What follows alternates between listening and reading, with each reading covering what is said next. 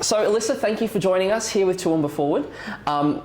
If we wanted to start the conversation off by you introducing yourself, your background, and what the qualities you possess that you believe will make you an effective counsellor for the next 4 years. Okay, well, I'm Elissa Parker. Am I talking to that? Either way, it doesn't matter. Okay, Yeah. so I'm Elissa Parker. I've been living in the region for 18 years. My experience and schooling is in natural resource management and forestry. But I've also done a lot of community development in recent years, and I think the challenges that both of those industries present has given me enough experience to make good choices for our future and hopefully lead in times of change for our region. Oh, thank you for that. Succinct, to the point, perfect. You're running as the only candidate on the ballot endorsed by a political party, which is pretty special. I know. Which is the Greens. But the elephant in the room is that in every local, state and federal election here in the Toowooomba region, or at least Toowooomba as a city, the Greens has always finished last or either close to last. So are you concerned that sort of running on the Greens ticket will actually affect your chances of getting into council, or what are you going to be doing to secure those necessary votes to make it into the top 10?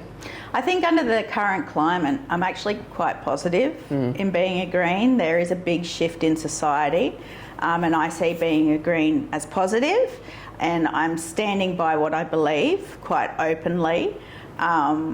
So, yeah, we'll see on election day what happens, but I will always, be very proud to be a Green. That's all I could say. I appreciate that. Strategically, though, how are you? Because obviously, we do have a changing demographic with Generation Z now voting quite largely. So, and they tend to lean more towards the Greens side of things and supporting those sorts of policies. But what are you doing to sort of win over the more conservative or the more traditional people who may not have the same perspective as you, perhaps, on those sorts of things? It's really interesting because, Greens get a bad rap. We always get called all different things. And when I have the opportunity to sit down with people, they realise that we're not as radical as they think we are, and that a lot of our views align. So for me, being able to get out there and meet and greet people, and like when you listen to how I talk, I'm a country girl. Like, I sound like a country girl. Yeah, I find that that's just really positive to help share the message. Yeah. Thank you for that. That's a great response. What do you believe is the biggest council-related issue at the moment from the campaigning that you've been doing that locals are telling you about? And what are you hoping to achieve in council to address that issue? Yeah. Couple of things. So initially, a lot of us were out in Pittsworth yesterday, and the same sort of feedback is coming back with maintaining roads that can withstand the climate that we're in now. So we need to be able to withstand intense flood events. So roads, footpaths, so we can develop active transport more. So we've got a lot of people needing to walk, push bike, or scooters, but also we've got a lot of elderly that are utilising the little mobile things. So we need to ensure that our infrastructure supports that. Face-to-face service is always going to be in high demand, and getting value for money. But because of the climate and how it's literally changing, we've had hotter summers than ever. We're getting these massive water downpour events, and we're losing habitat. These are some other important things that a lot of people want addressed. They want to see habitat protected. We want to see koalas in our area. So they're the key issues that I stand for anyway. It's my policy going into the election, and it's what people want to see worked on in our future. Thank you for that.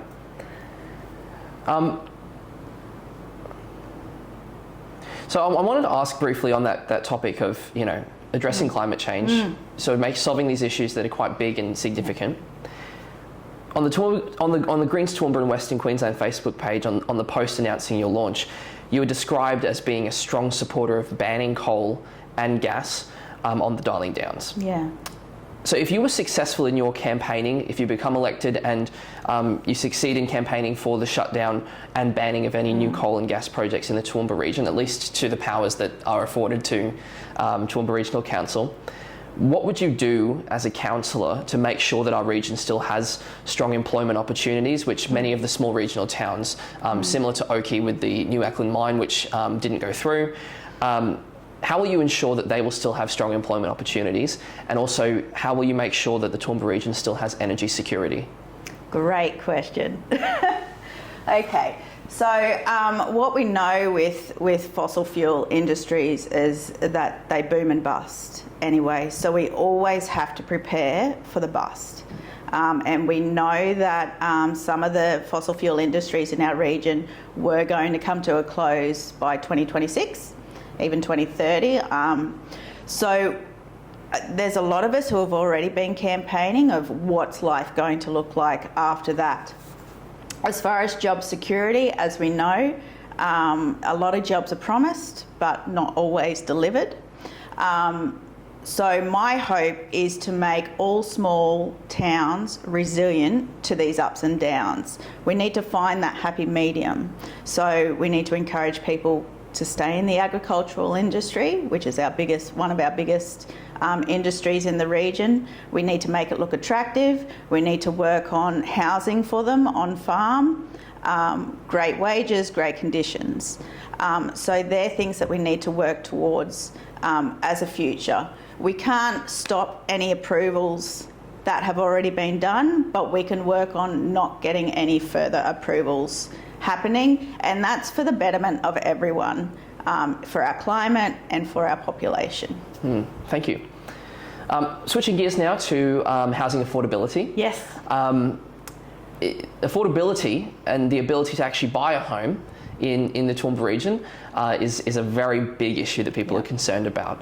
I know for myself, I was just able to purchase my first home, but that was the cheapest house in Toowooomba. And it was a bit of a shocker. A fixer-upper? Yeah, fixer-upper, big time.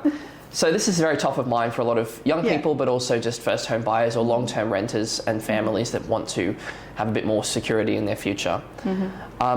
While obviously council can't approve or build state government housing that they're responsible for or put funds towards those things, council does have a role to play in the approvals process and the town planning side of things.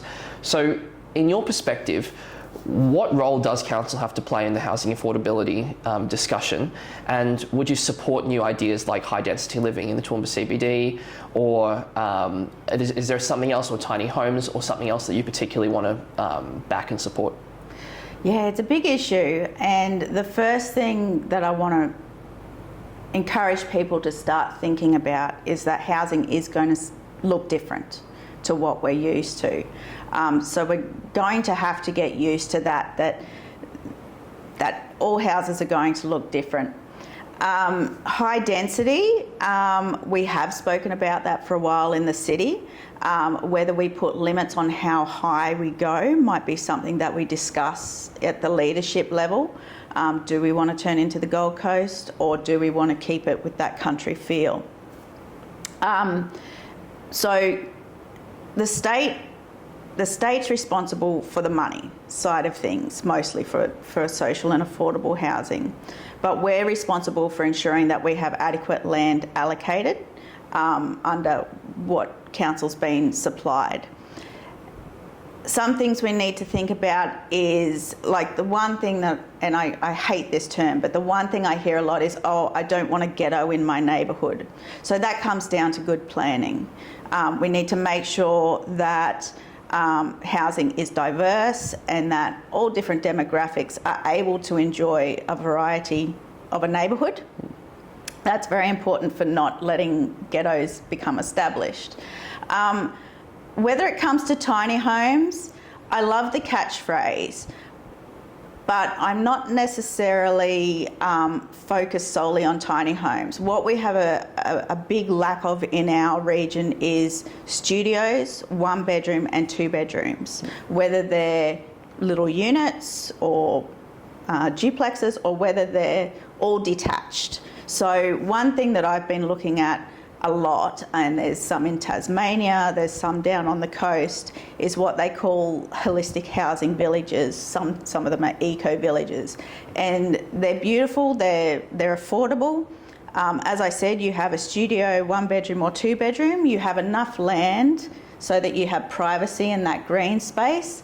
There's usually a common space, just like we'd have a park, but it's all contained within like a block in itself, and you can have these as being gated or not. So these are some of the options that we really need to look into for social and affordable housing. The state government just approved a housing inclusionary zoning bill, and so that means that they've made easier provisions for people to put granny flats on their blocks. So especially for, my sister just did it for her mother-in-law, so that the elderly are able to still keep their independence, but they're not in a large house that they can't manage.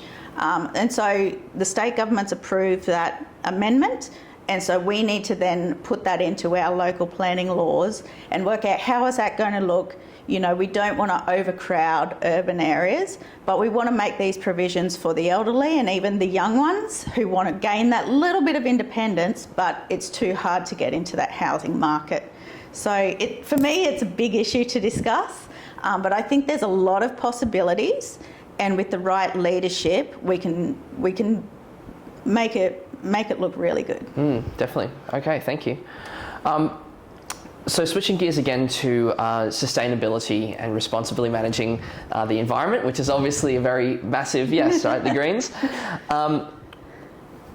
What does because we can talk about the wide-spanning requirements that the federal government, state government have to play, but I really wanted to zoom in specifically on council and what you're hoping to achieve on council in regards to sustainability. It is a big issue, isn't it? Yeah. So some of the things that I'd like to see, especially in our planning laws, is just being more conscious of how we'll need to be sustainable in the future. I am a big advocate for obviously moving away from dependence on fossil fuels. Sorry, my mouth doesn't work sometimes. That's all right. So what I'd like to see on the local planning level is that, just like we've had in the past of having the power boxes, like the big boxes in the estates, I would like to see that turned into solar power battery banks, so that my dream is everybody is able to afford and get solar for their house. When we have the excess, it goes into the battery, and when the load's heavy, it gets drawn out of that. So that obviously we can't just get rid of the fossil fuel infrastructure, like, you know, the power plants, but to start actively decreasing our need on it and only requiring them when absolutely necessary. That's what I'd like to see our local planning team start to think about. If we haven't already done things like solar power streetlights or solar power in all of our parks, they're things that I'd like to see adapted into our planning schemes and developments. So yeah, we aren't fully dependent on fossil fuels. It's there if we need it. Sure, yes. Yeah. All right, gotcha, understood. Now I want to talk about crime. The Toowooomba region, it's skyrocketed. You know, it's probably comparable to the rest of Queensland especially, but here in Toowooomba there has been a massive increase in youth crime, car theft, break-ins, the list goes on. Now, again, this is one of those issues that is multifaceted, requires all levels of government to cooperate, but at a council level, we do recognise that if we don't have a council that's working towards the safety of Toowooomba region residents, it can lead to economic instability, it can lead to people moving, leaving, and not being a very great place to raise a family or to spend time as a kid. So from a council level, what would you want to implement, and how do you think that council can play a role in reducing crime overall in the Toowooomba region? Yeah, it is a big issue, another one. So I'm a big fan of the City Safe program, and I'd like to see that extended to the rural towns. From experience, we had a camera located in Oakey about 2 years ago over the summer, and just having that camera in our main thoroughfare area greatly reduced the bad behaviour, if I can put it like that. Sure. There was less vandalism, there was less loitering and things like that.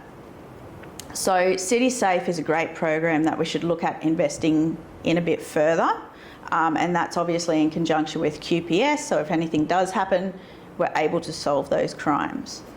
I'm also obviously a big advocate of crime prevention, so I'm an area coordinator for Neighbourhood Watch, and that's something that I want, or I hope to see established in every town and village in our region, because the best way to stop the crime is through prevention. So if we can assist people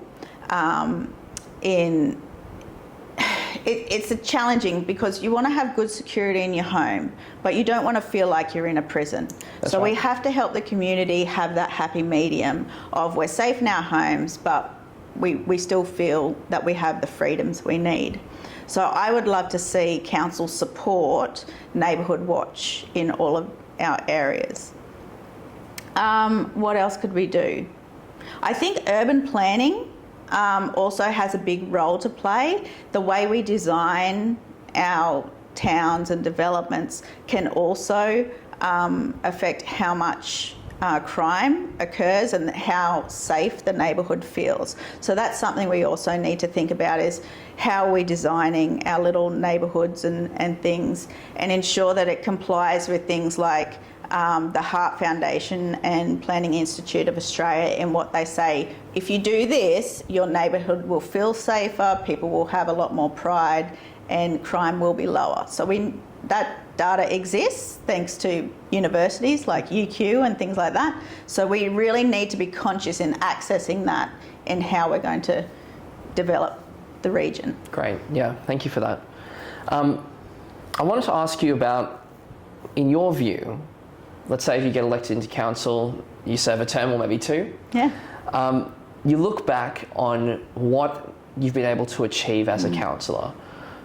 What will those core pillars that you'll be looking for, that you will compare your success to? What are those core pillars, and what are those core pillars that look like a successful Toowooomba region to you? Yeah. So say I did 2 terms, would be up around what, maybe when the Olympics is coming? That's right, yeah. Pretty So exciting. Yeah, it's going to be cool. So I really want to see all of our outer-lying towns and villages thriving. Like Pittsworth yesterday, it was pumping. And if every little town and village could be like that, that would be fantastic. Supporting, and this is the thing, supporting, what's the word I want? Supporting everybody to have an ability to contribute to the economy. Okay. So people in small business, I'd like to see more small businesses established, especially with people with a disability, or maybe single mums, or just mums in general who have a limited time. We still know women have the bulk of the workload, who may only have that limited time during the day when the kids are at school, but are able to do something to help the economy on that lower level, because there's peaks and troughs in business. But if we're doing well in that trough, then this is what we want to see. So for me, in the future, I'd love to see all small villages healthy, established and sustainable. I would like to see a lot of our green space and developments supporting the existence of green space. Instead of clearing everything for a development, I'd like to see developments being more harmonious with established forestry. I'd like to see all of our residents feeling safe in their neighbourhoods, and obviously that we're a sustainable region in regards to our infrastructure is the best it can be. We have enough water. We're sustainable in power use. So that's what I would like to see. As for me, imagine how great it would look if we could display our region like that to the world for the Olympics. Yeah, no, thank you for that. Last question for you. If there was one thing that you could say to electors to secure their vote for you, what would that be? Ooh, to secure their vote. If nothing changes, nothing changes.